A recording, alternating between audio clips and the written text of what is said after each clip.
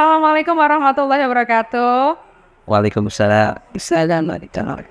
Sobat sukses dimanapun Anda berada, bertemu lagi dengan saya, Kurniawati, di acara yang sangat menarik ya. Kita ngobrol-ngobrol lagi mengenai hal-hal yang menarik dan seru, tentu saja di channel kesayangan kita. Tanpa berpanjang lebar, saya sudah kedatangan tamu yang sangat spesial dari negeri tetangga, Malaysia, Prof. Fauzila Saleh. Oke, selamat datang, Prof. Terima kasih kerana sudi menjemput saya ke sini. Harus dong. Ya.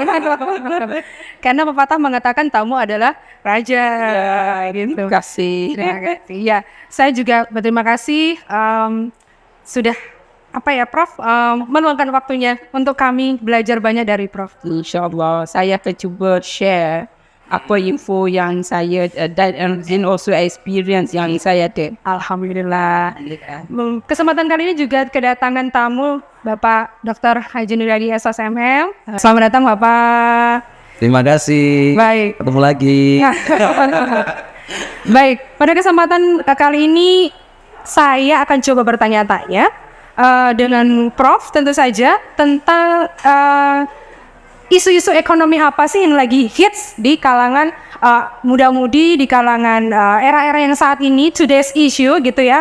Karena kita tahu bahwa perkembangan ekonomi juga semakin luas ya Prof ya. Ya betul. Berlandaskan syariah. Kalau di Indonesia sendiri, Bank Syariah Indonesia juga sudah berkembang pesat ya Bapak ya. Ya. Ya, jadi pemerintah juga sudah menggalakkan syariah, sistem syariah begitu, baik di perbankan maupun sistem manapun. Jadi menurut pandangan Prof sendiri bagaimana perkembangan ekonomi syariah? Okey, alhamdulillah. Sebelum tu saya ingin ucapkan terima kasih sekali lagi kepada Stay yang telah menjemput saya untuk memberi lecture dan juga hari ini.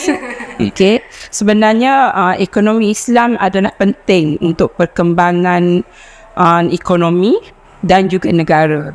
Sebab ianya bermula daripada zaman Rasulullah lagi sebenarnya. Okay, dan sepatutnya ianya diperkembangkan sekarang. Sebab bila kita melihat kepada ekonomi konvensional, kita akan mengalami masalah kesusutan mata wang. Tetapi bila kita kembali kepada ekonomi Islam, yang Allah sendiri telah menjamin apa-apa yang mengikut syariah, ianya akan sustain. Okey. Jadi semasa apa yang berlaku sekarang ni adalah perkembangan dalam wakaf. Ini adalah isu yang sepatutnya kita explore, terutamanya di Malaysia dan Indonesia. Karena memang mayoritas penganut agama Islam, jadi seyogyanya, sebaiknya kita juga harus mengeksplor dan develop ilmu kita tentang wakaf tersebut ya. Ya, betul. Kalau di Malaysia sendiri bagaimana, Prof? Mungkin di Malaysia sendiri memang kita ke arah mengembangkan wakaf itu sendiri. Sebab kita kena tukar persepsi masyarakat. Kalau dulu wakaf ni hanya untuk masjid-masjid. Tetapi sekarang ni wakaf juga digunakan untuk education, untuk kesihatan, untuk ekonomi, untuk entrepreneur. Dan sebenarnya menggunakan wakaf ini telah memberi peluang untuk kita lebih berkembang dan dapat membantu kerajaan dari segi dari segi bantuan yang sepatutnya kerajaan bagi. Baik.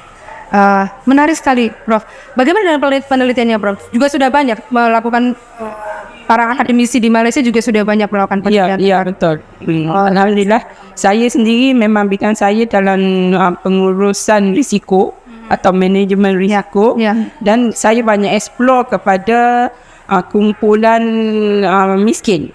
Okey, kajian saya banyak kepada perlindungan kepada golongan miskin, dan di sini kita tengok peranan masyarakat untuk membantu kumpulan miskin dari segi perlindungan dan juga dari segi perkembangan ekonomi mereka, dengan menyediakan peluang untuk mereka explore as an entrepreneur dan sustain dalam bisnes tersebut. Jadi ini siapa, Prof? Pemerintah atau siapa yang perlu memperhatikan itu, atau ada badan-badan tertentu? Dan kajian kami kita tidak mengenakan kepada pemerintah sebab pemerintah dia ada allocation dia. Okey. Dan sini ini adalah menjadi ini adalah menjadi tanggungjawab bersama sebenarnya. Okey. Terutama mereka yang kita kata yang ada wang, yang ada duit untuk membantu masyarakat yang kurang mampu lah. I see. Kalau di Indonesia sama ya Bapak ya, kan ada sistem pemeliharaan atau bantuan untuk UMKM ya? UMKM, UMKM. CSR. Oh ya, Itu jadi siapa ya Bapak yang akan donor? yang berdonasi siapa Bapak? Bisa dari Perusahaan. individu, bisa dari perusahaan, bisa dari pemerintah. Memang ada satu organisasi atau mungkin NGO. Ada satu organisasi besar. Nah, ini tadi menarik juga. Tadi akhirnya pengembangan wakaf dikembangkan untuk usaha, Ya, untuk usaha. untuk sekolah Betul. lagi. Betul. Selama ini kan kebanyakan di masjid ya. Ya, selama ini memang di masjid. Kita boleh jadikan Pendidikan hanya pendidikan yang sifatnya agama. Ya. tidak semestinya. Tidak semestinya Tidak lebih, semestinya. lebih luas. Ya, Sebetulnya tujuannya untuk peningkatan kesejahteraan atau as long as untuk kebajikan komuniti wakaf memang dibolehkan. gitu. Ini menarik. Ya. Ya, Saya jadi ya bisa. kalau CSR itu Bapak itu program yang sudah ada dari perusahaannya atau bagaimana Bapak? Itu biasanya memang tergantung dari perusahaan masing-masing. Oke. Jadi tingkat kepedulian perusahaan masing-masing. Memang disarankan dari pemerintah itu perusahaan-perusahaan itu harus ada sebagian untuk program CSR. Oke. Terutama perusahaan-perusahaan yang sudah Kalau boleh Miss Nia tangkap nih, CSR itu wakaf tapi versi corporate sepertinya. itu dia bukan ya kepedulian sosial aja, Iya. wakaf. Iya. Oh iya. Hanya apa ya, sosial saja. Tapi untuk niat wakafnya belum terpenuhi. Iya. Berarti harus ada niatan khusus, program khusus untuk bisa menyediakan wakaf tadi ya. Sebab wakaf dia ada satu kaedah di mana from wakaf everything will sustain. Sebab dia ada syarat-syarat khas untuk wakaf. Ini pendekatan ekonomi Itu syariah ya. Ya, syariah. Insya Allah untuk bisa menghadapi problematika masalah ekonomi. Sosial ekonomi. Ya. Jadi teman-teman ya, jadi jangan terbelenggu hanya urusan agama saja. Iya. Ada banyak yang bisa Banyak. Ya, pembelajarannya cukup menarik Ya. dari negara sebelah. Kalau kita tengok di Turki sendiri, Ya. wakaf digunakan infak untuk kasih anjing. Oh ya? You understand kasih supaya anjing tidak membiak. Oh, ya, sorry. Is it Supaya sterilized? tidak liar, supaya tidak liar. Supaya tidak membiak, supaya tidak beranak. Oh, Okay, for sterilized? untuk dia tembak mati, that is not good. Iya. Okay, so untuk mengurangkan pembiakan anjing, digunakan duit wakaf because dia consider that tanpa anjing, the community will in good health or wellness, right? So digunakan. In fact, at that point, duit wakaf dibolehkan. Berarti ada badan-badan yang bergerak di situ dan uangnya dari wakaf itu. Ya. Semuanya dikelola semuanya dikelola oleh pemerintah atau badan-badan Dia ada badan-badan. Badan-badan tertentu. masyarakat. Like NGO gitu ya. Yes. Oke. Nah, Macam di Malaysia kita ada Yayasan Wakaf Malaysia. Yayasan Wakaf Malaysia dan banyak aktiviti yang dapat dilaksanakan from that. programnya tidak hanya tadi Lihat, tadi ya ekonomi ya. Ekonomi syariah itu sendiri kalau di Malaysia sendiri seperti apa? Ekonomi syariah memang kita setakat ni kalau kita boleh dikatakan di dunia, we can say that Malaysia memang ke depan dalam Islamic finance, termasuklah takaful, perlindungan insurans Islam. Memang Malaysia adalah terkedepan lah. In fact kita punya rate adalah tertinggi walaupun compare dengan sebelah Arab sana. That's good. Yes. That's That's good. memang ekonomi Islam kemajuannya cukup bagus ya, termasuk di Indonesia juga bagus. Memang ini karena di sana kan banyak memberikan kemudahan sebenarnya kan, Iya, tanpa bunga kan, tanpa bunga.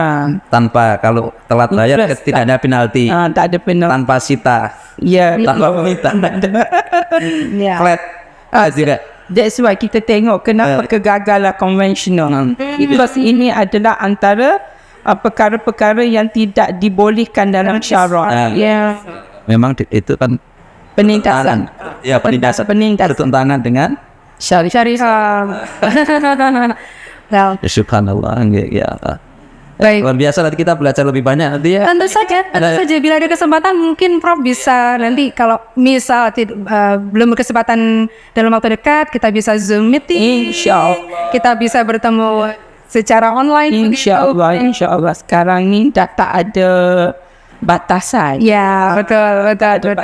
Tadi sempat berbincang sedikit bahwa kita juga butuh berkolaborasi. Ya. Ya, insyaAllah. Baik, terima kasih Prof, terima kasih Bapak atas waktunya. Baik, itu teman-teman bincang kita tentang perkembangan ekonomi syariah baik di Indonesia maupun di Malaysia. Tentu saja sangat menarik untuk kita selalu pelajari karena hidup kita juga tidak jauh-jauh dari segi ekonomi dan tentu saja tanda kutip adalah syariah Islam itu sendiri. Ya. Baik, terima kasih atas waktunya Prof. Bapak, Ya. kita pamit undur diri. Wassalamualaikum warahmatullahi wabarakatuh. Waalaikumsalam warahmatullahi wabarakatuh. Ingin cepat kerja atau kuliah sambil kerja? Bisa daftar dari rumah dan bisa belajar dari rumah. Dapatkan beasiswa pendidikan sampai dengan 100%. Hubungi via WhatsApp 0821 4114 6488 atau sosial media kami, Instagram, Facebook, maupun website.